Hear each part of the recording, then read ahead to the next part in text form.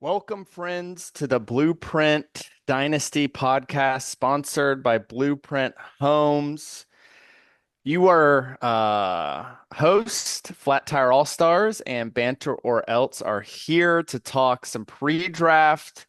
Where are our draft picks coming from? Not going to do a mock today. Maybe we'll talk about a couple expectations for the early round, but really just get into who's got what picks, get the banter started or else.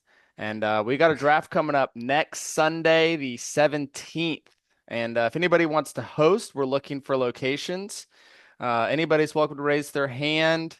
I'm currently the backup. So, uh, what do you have to say, Banter? Oh man, it's good to be back. It's good to be back. Just get the juices flowing. I'm excited for the rookie draft.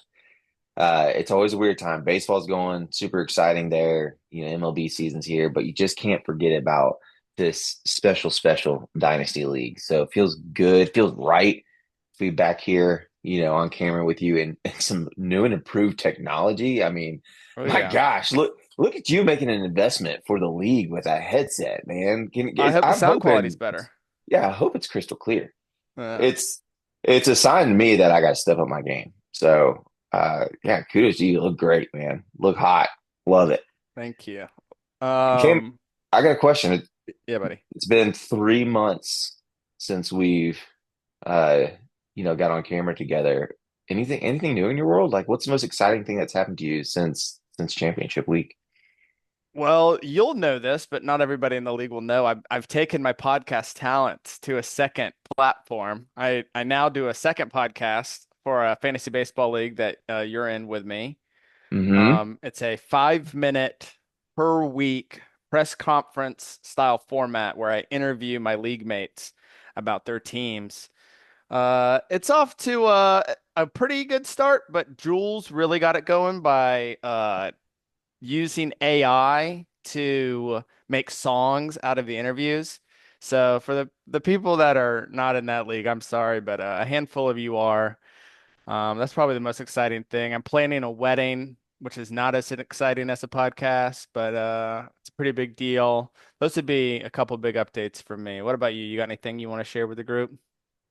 Oh man, just I haven't had a hot dog, I think, since we last did this. So been hot dog list. That's It's been just a tough stage of life, but other than that, I think life's been pretty good, pretty normal. Chasing Have the you kid around.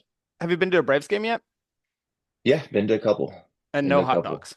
No hot dogs. Haven't had a hot dog. It's been just trying to figure that out. Mhm. So that's Absolutely. it's just a little piece of me that's missing. Absolutely. I hope that you figure that out. Um, Um, so Adam did, we're going to try to keep this short. Adam did the research this time. So everybody props to Adam. He uh led it, but I'm going to lead us off. So here's what we're doing. We're going to just go team by team, talk about some of the assets that you have going into the draft, how you acquired those assets. And so some people we're going to talk about for a very brief time. There is a league mate, no spoilers, has one pick per Adam's research. So the first team to talk about is the team that has the most picks or tied for the most picks, 8 picks.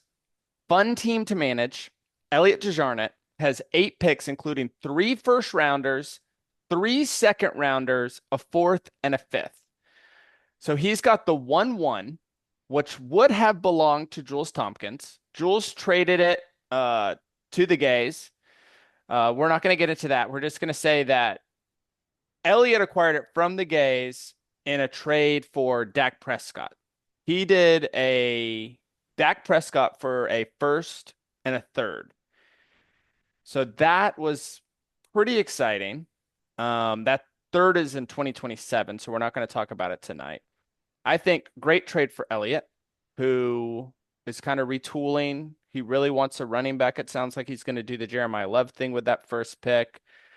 Um, he's also got his own third and the seventh pick, which was Bo's. He gave up Jamison Williams for Bo's first, which was actually Jules gave him. I think that trade was with Jules. Jules had gotten that pick I think for Puka Nakua, all this jazz there. But three first, very exciting. What do you think? Are you jealous? I mean, you're the league champ, so you can't be jealous necessarily. But of the fun on the 17th, nobody's got to be looking forward to it more than Elliott. Yeah, I mean, absolutely. Like, I think, I mean, kudos to Elliott. I feel like he caught some heat maybe in the first couple of seasons of not being ultra active with trades, but then he broke the mold this past year and just kind of like he could have been competitive and was just like, you know what? I'm close but not there, missing some pieces and started building. So it was fun to see that. And obviously, if you're going to have multiple first round picks this year, having two in the top five is kind of where you want to be. Because I think after that, Hmm. it's a little bit of a crapshoot, Yeah. especially once you get outside of maybe eight or nine or so. Um, you know, It's a really tricky rookie class yeah, because I mean, Love is a total A tier, like, Genty level guy that you think is going to get a lot of workload. Arizona is a little bit of a muddy backfield for 1 year, but over the course of that, he's the highest paid running back in the league. yeah, it's wild. But Yeah, they it's have like, a packed backfield with Algier going over there, hmm which I'm and sure I James think, was super excited about for giving up yeah, a for a second while, and in keep trade cut, Algiers the fastest dropping asset. He's mhm. lost the most value of any player in the last 30 days. So that's since the NFL draft. Mason Taylor is number two because Mm. the Jets drafted that tight end.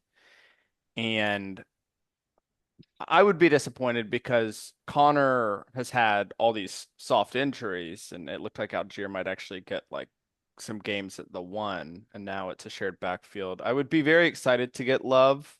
I think for 2026, there might be some mud there, but if you're the highest paid running back in the league, whether you're a rookie or not, like they have to give you carries or else they look bad. And so, Yeah, he's going to definitely get a big workload. You'll probably have the Algier Vulture, a bunch of TDs like you did for Bijan early. yeah, So I'm sure that's a fear, but I think you're right. 2026, like you know, I who knows what he's going to be, but I mean, he's obviously a specimen and is going to be yeah, awesome. And James Conner, I mean, he was their captain last year, so like he's not going anywhere. he's He's not still going going to be in that away. backfield. Yeah, Exactly. I they think paid it's one him of the too. I think. situations where Love's like a top 10 guy, fringe top 10 this year, and then he's like in the argument for number one going forward after that. But then it is that thing where he's got the third pick, and Chris, we'll get to later, has the second pick and can go QB or receiver. Hmm. And that's going to be interesting because I feel like if Elliott had one and two, I could see him double tapping Love and Mendoza because the wide receivers to me are kind of tricky because Tate's got that knock that he wasn't even the number one at Ohio State. He is going to be the number one in Tennessee. Tyson, I think, is a really popular name, but Oh yeah, the Saints already have Olave, who I know not everybody loves, but he's going to get target share. The guy in Philadelphia will work out, I guess, if AJ Brown gets traded. I mean, it's like a lot of guys that might be the number two as rookies. Um, we'll see what happens. I think Tate is probably what I would do if I was Chris, but um, very exciting. And then, Elliott's got 3 seconds. He's got his own, which is the third pick in the second round, 13th pick overall. He's also got Matt's second round pick, which is the fourth pick. So he's going to go back to back. And he got that in a trade. Oh my gosh, there's so many assets in this. He it's a big deal. got Marvin Harrison and Tyler Shuck in this second rounder for Javonte Williams, Kyle Monaghay, and Jake's first. So pretty complicated trade. Yeah, so he gave up a Oh, first, got a hold on. second back. Um, If you believe in Harris, if you believe in Marvin Harrison, because he gave up Javonte Williams at a high mark, yeah, I think that's was what Matt was buying because Matt was the fringe playoff team, right? And so, yeah, and I think Matt's, if I remember right, I mean, I have to just to go ahead and get out in front of this. I mean, I haven't been going through rosters like we're in the middle of the season, so I don't know everyone's full totally. roster No, off the me top of my neither. head, but Yeah. I imagine Matt is trying to load up on some running backs. He has a bunch of really good wide receivers, and it was a chance to Hmm. get two guys, one being, Manana guy, however you say his name, Yeah. who is promising, rookie last year.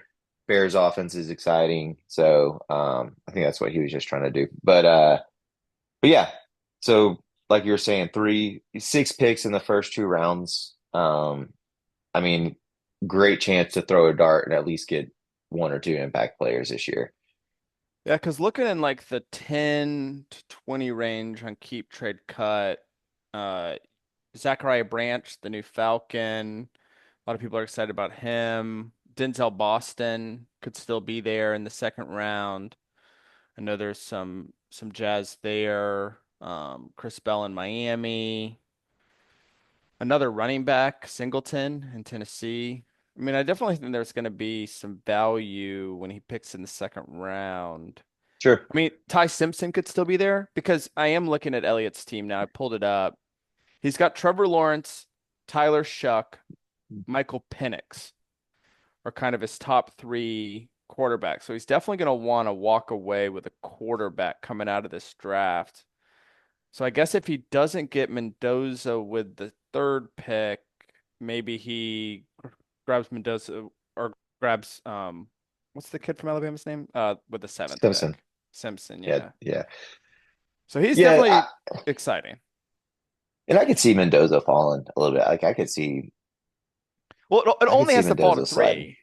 Well, I I mean, mean, even past Elliott, like I wouldn't be surprised if Elliott doesn't take him there and then oh, keeps waiting interesting. on that. Um, I don't know. It's just a gut feel. I think I think Mendoza is going to be fine in the NFL, but he's not like this ultra hyped prospect.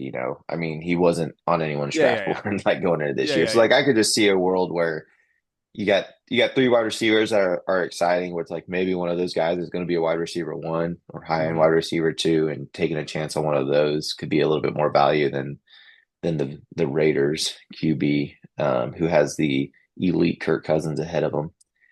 Um, but yeah, I mean, but back to the point with 6 picks in those first 2 rounds, like you've got a chance he can wait where he wants to and take a leap of faith where he wants to. Like, that's a nice luxury to be able to reach if he loves a guy. So The last one we'll talk about a trade is he got the eighth pick in the second round for Tyler Algier in a straight up trade. I'm sure James, I'm not sure. I'm pretty confident James would undo that trade. He did it as a handcuff to Bijan. Bijan never got hurt. Now Algier's in Arizona, and we already talked about that. well, So, maybe there's a swap back. Maybe if now this could be interesting. Maybe Elliott wants if he goes love, he's going to want Algier back, and oh, that's interesting. James does not have a lot of picks early, so I Yeah, mean maybe that's a chance for if James regrets that, maybe we see some wheeling and dealing. I like that. So the And second plus, team on our sheet well, here, oh, go ahead. real quick, I texted you this when I was going through and tracking down these trades, and I just thought it was interesting that this pick, the 1-1 pick that Elliott got, exchanged hands 3 times this past season with zero expectations. It was the 101 Yeah. at the time this pick happened. So Hmm. uh, Jules got his first rounder back with the Golden trade to Bo um, at the Ah, time. So that's how he acquired his first round back. Is when Bo, I think Bo sent two first and or something like that for Golden. I didn't dig that deep, but so Jules got it back and then sent it to Spencer and Tony in the Tyreek Tyreek deal Hill trade. Yeah. with Dart among some other assets. So then Spencer and Tony had it, and then they sent it to Elliott again.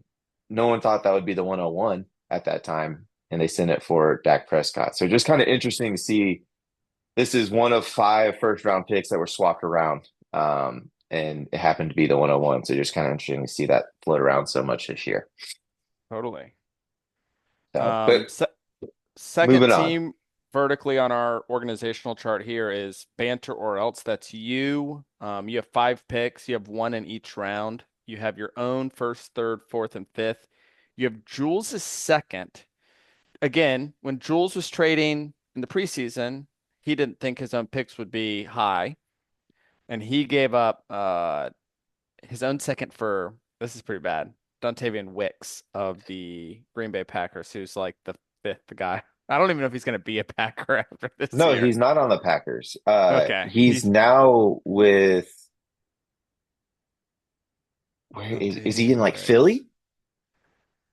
You're right, he's in Philly. Yeah, yeah, yeah. And if we look at an Eagles depth chart for 2026, AJ Brown is technically still there, but he's behind Lemon. He's behind Devonta Smith. Yep. He's probably behind Hollywood Brown, if I had to guess. So best case scenario, if AJ Brown gets traded, is he's the fourth guy. Yeah. But there's also Darius Cooper, who I think I'm has a sure Jules would love it if we didn't dig into Wix's depth chart anymore. sorry, Jules. Um, it was a bad trade. It was a bad trade most of the year. It was a questionable trade at the time. We'll talk a little bit more about Jules, but he really likes to project and try to like be like Paul Podesta. What is that guy's name? The guy from You got it. Cleveland. And just like moneyball this thing, and that one didn't work out. But you have two picks; those will be in a row because the 10th pick is back up to the first pick of the second round, and so talking about that 10-11 turn, you're gonna have some fun names like we talked about Ty Simpson, um, Keenan Shadiq if you want to go tight end. Eli Stowers, another tight end, Denzel Boston, those kinds of names. So you'll I have think it's some. an interesting spot because I feel like after those eight or nine guys or so go, like someone I could take 10th in another rookie draft might go 20th. I've like that 10 through I 20 think you're right. range could just is all interchangeable. I think you're right. And we've already seen like with we've already seen some situations where guys who get drafted in the back of the first round like don't work out their whole rookie year. Yeah. And we've only done what one rookie draft, right? So Two. We've done two. two. Okay, yeah. So I am excited to see what you do with your picks. I don't want to waste too much time on you. I Are you good to move on, or do you want to brag at Yeah, all? yeah, we can move. All right. Honestly, let's go ahead and move back to Chris, I think. Okay, so he's at the second from the bottom. He also has 8 picks, similar Yep. to Elliott. He's got his own first, which is the second pick. He's got the eighth pick, which is James's pick, which I traded him. I traded him James's first and Bo's third for and Marcus Mariota, which was basically nothing, for Jared Goff and a 2027 fourth. Um, if I won the championship, which I made it to the championship, I probably would be happy with that trade. Jared Goff was very bad in the championship, but I don't want that to fully color the value of this trade. I think it was a fine trade, Yeah, good and trade. Still good trade, I think. I think the eighth pick is valuable. The second pick is obviously very exciting. We've talked about it. I quickly want to say that the problem that Chris is going to have, and I think he knows this, his four best players are wide receivers and quarterbacks. Really, his five best players are wide receivers and quarterbacks. You say Jaden Daniels, Justin Herbert are like locks. CeeDee Lamb, Drake London, Zay Flowers are locks. You've got Colston Loveland at tight end. So he's got a lot of good players. He doesn't really have anybody at the running back position that I think he's super excited about. His top ranked running back by keep trade cut is Tootin. He's got Jalen Warren, Ramondre Stevenson, Woody Marks, and then I'm basically going to stop going because it's Trey Benson. Um, and I think this is the so, most exciting pick in the draft. Like, I yeah, think this has the biggest chain reaction because he's either going to follow chalk and maybe he just goes Mendoza or one or of those Tate three wide or Dennison, receivers, yeah. or like it would be super fun. I don't think he does this, but if he just goes, with Price and takes the second Notre Dame running back, gets his biggest need, and I don't think It's those wide yeah, receivers are like. locked in wide receiver ones. I think you're hoping for one of those guys to really be like a Yeah. relevant two. Oof. So I think it's the most interesting pick. Like, does he reach and fill the need he actually has, or does he just go chalk and get the better, the projected fantasy player? And then it's going to be a Yeah, chain reaction because that really dictates what's going to happen in the next 3 to 4 picks after him. totally. You know Chris better than me. I think going for prices, it, it's so tough. If I took over Chris's team, if Chris and I traded teams, if he paid me $1,000 to trade teams today, I would not go with Price.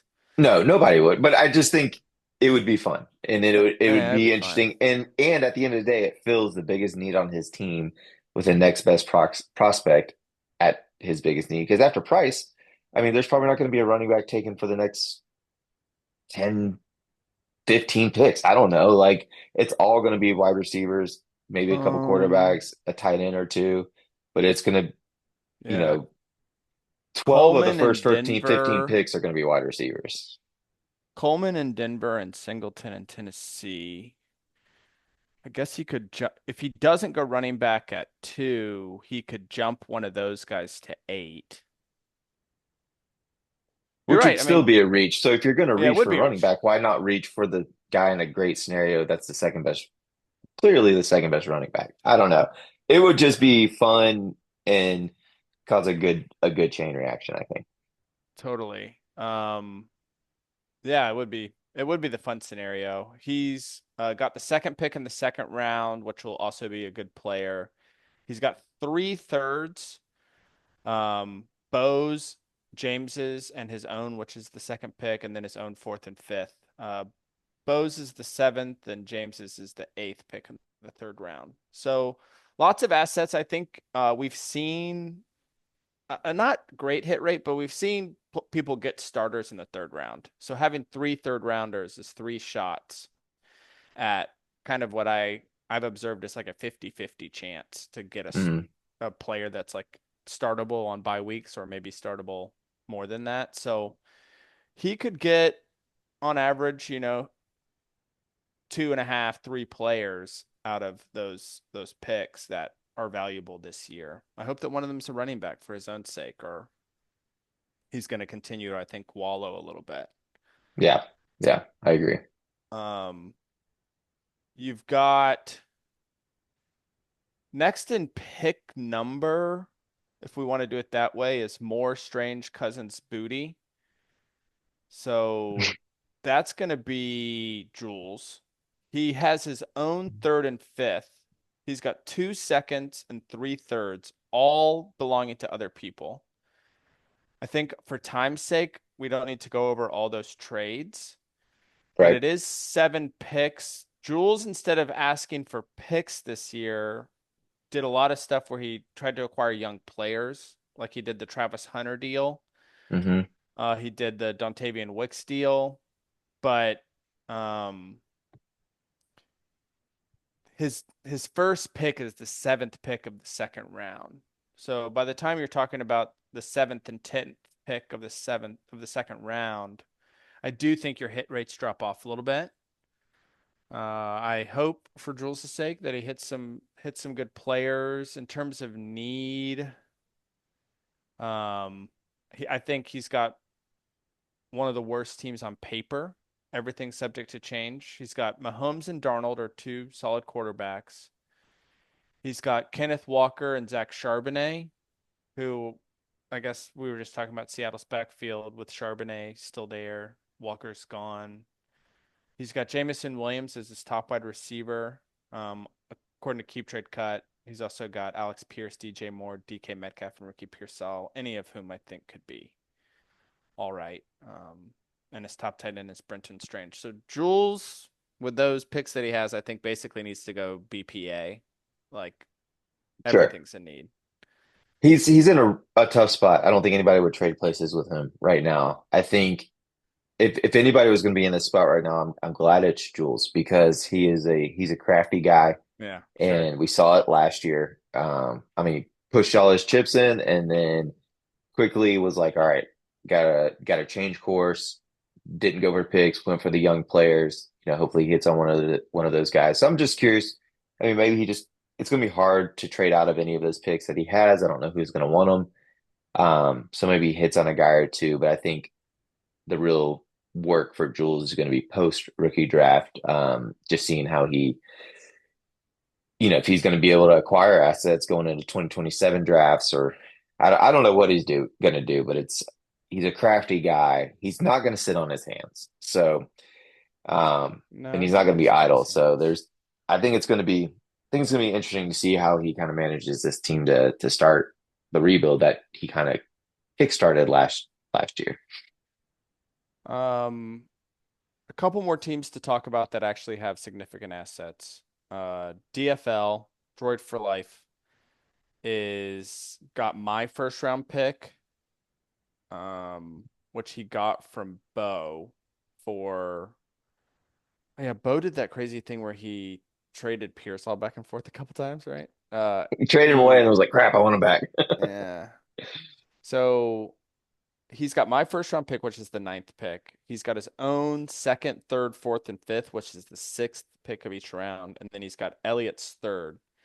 So it's not a ton of draft capital, uh, but he did push in a lot of chips at the end of last year.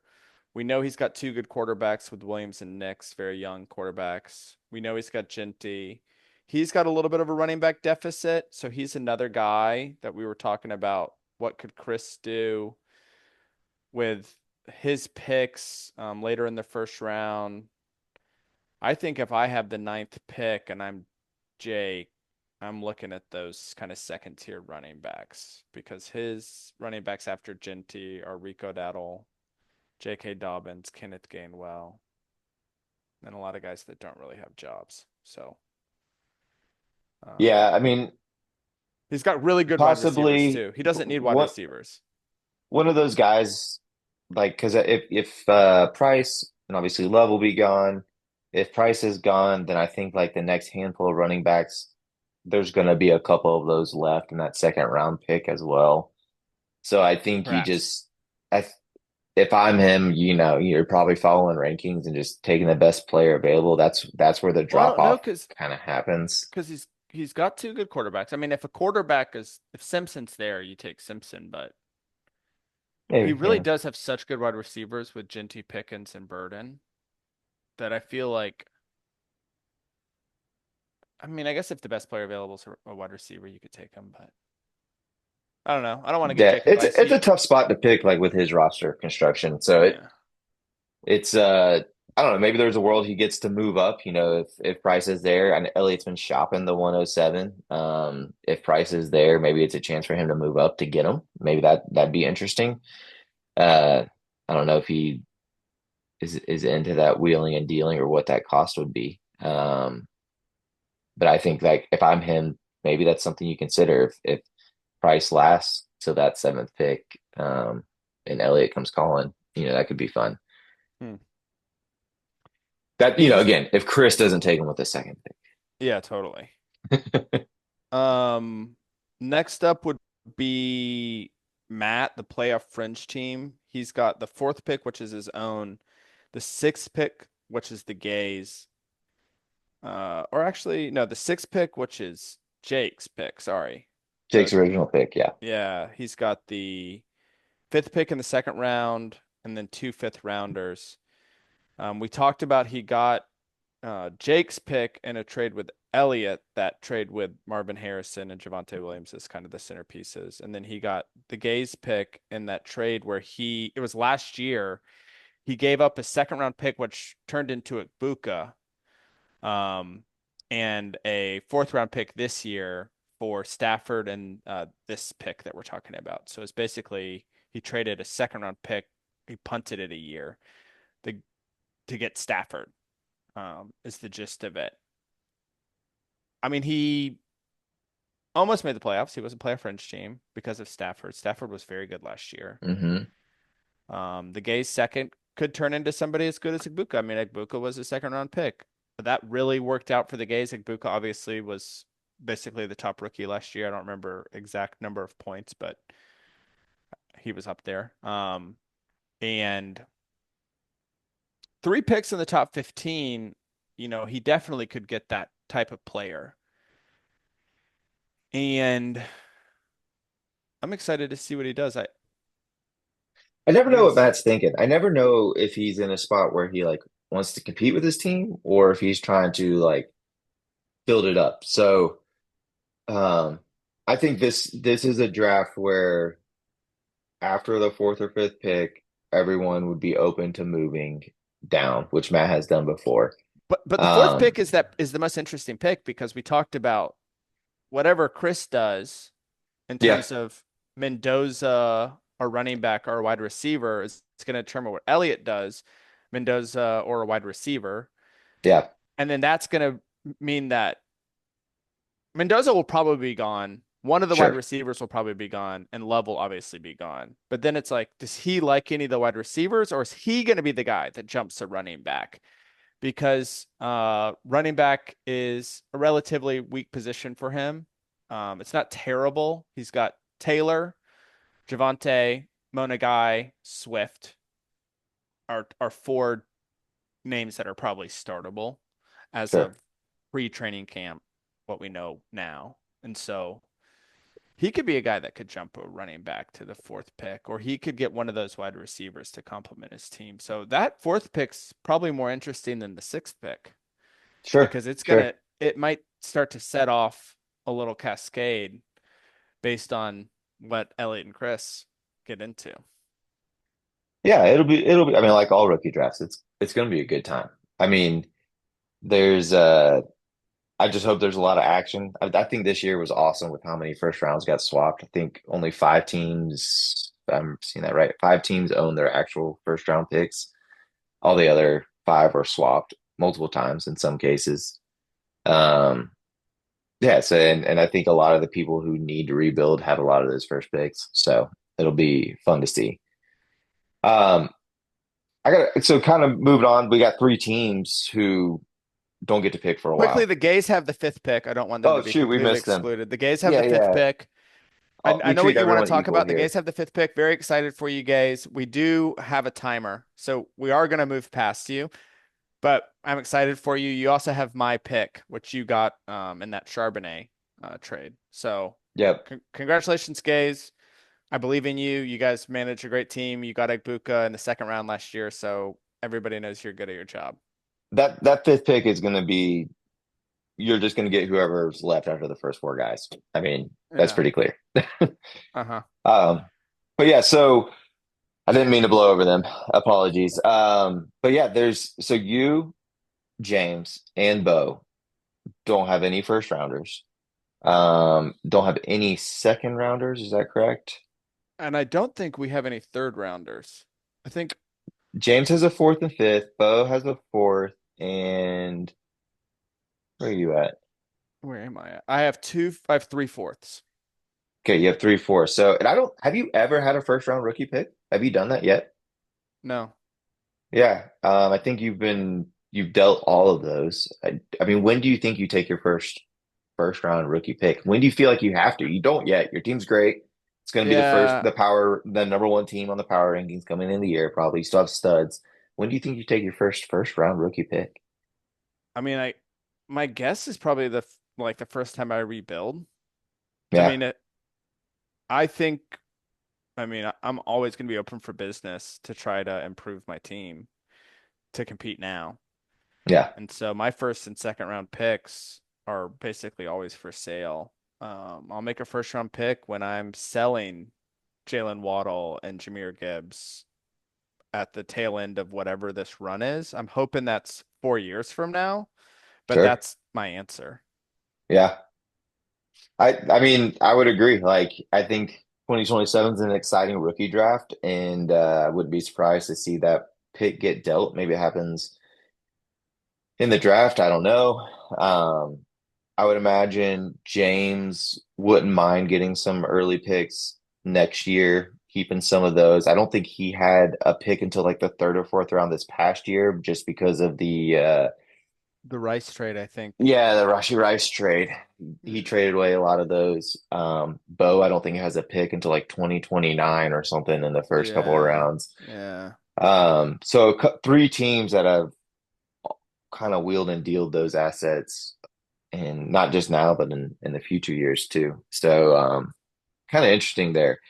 I wonder. I think James is an interesting team going into this year. Just with he's been very close the past couple of years to just right on the cusp of. Had some really good playoff performances, which you're going to get when you have. I mean, he's got good top end guys with Bowers and Bijan. I know there's others, but Lamar, yeah. yeah, He's got really Lamar. he's got like some of the best players at each position, Yeah, not a lot but after that. he's not super deep has been Yeah, his problem. Like last year, he got really banged up. If my memory serves, I think he had maybe the most injuries, and so he got hammered last year with injuries. yeah. So I still think I just don't know if he could afford to do that another year, like go if into he 2027 without those picks yeah again. So is he going to push his chips in and try to build around those studs?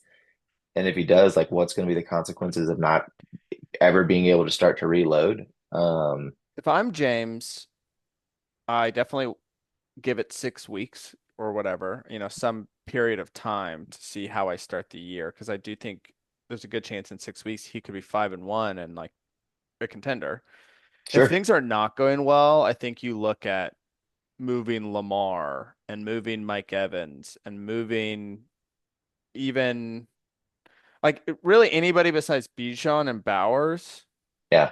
It's hard to move them, but like if you can get anything, even if it's second and third round picks for your other names, because he doesn't really have much talent in the running back room, and he doesn't have a mechanism to get talent besides Bijan, and so he's gonna need to see if he can find a diamond in the rough. A lot of stuff happens between now and training camp that can result in us finding out that, Devin Neal is going to be the man in New Orleans. And then it's like, okay, well, now James doesn't have to hit the panic button anymore. But until he figures out what his full roster is going to look like, I would definitely be in consideration of making some moves if I was him, or even moving Brock Bowers for like a haul. Like a couple guys have several first round picks to move, and Sure.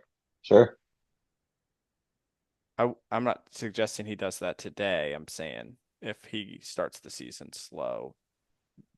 Bo's in a slightly trickier position. We're about out of time because he does have, I think, more top end guys than James, and but he's got no draft capital I mean, to push anything in. So it's like as soon as one injury happens, he doesn't have a future thing to trade to try to like, oh shoot, I just need a flex. Like he can't get a flex because he doesn't have a third round pick.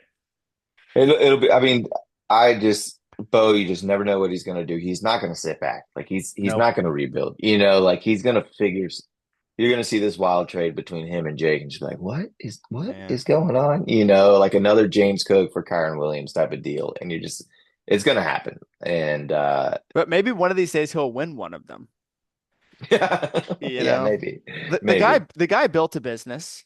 Uh, who's the brains of the operation? But no, Bo, I'm not trying to pick on you. I do think you have the team that over the course of the next few years, you and Jules are the teams that I would probably not want to manage myself. But you do have some good players, I think, for this season, this upcoming year. All right. Well, Cam, that's our time. Uh, guys, rookie draft Sunday night. The Let me know 17th. if there's in the 17th. Let me know if there's any conflicts. Let's get together. If anybody would love to host, raise your hand, step up to the plate. Let's get some drinks, hang out, do a rookie draft, get to see each other, be a lot of fun. That's all I got, man. I'm excited. All right, go Braves. All right. Go Bye. Braves. Bye, guys.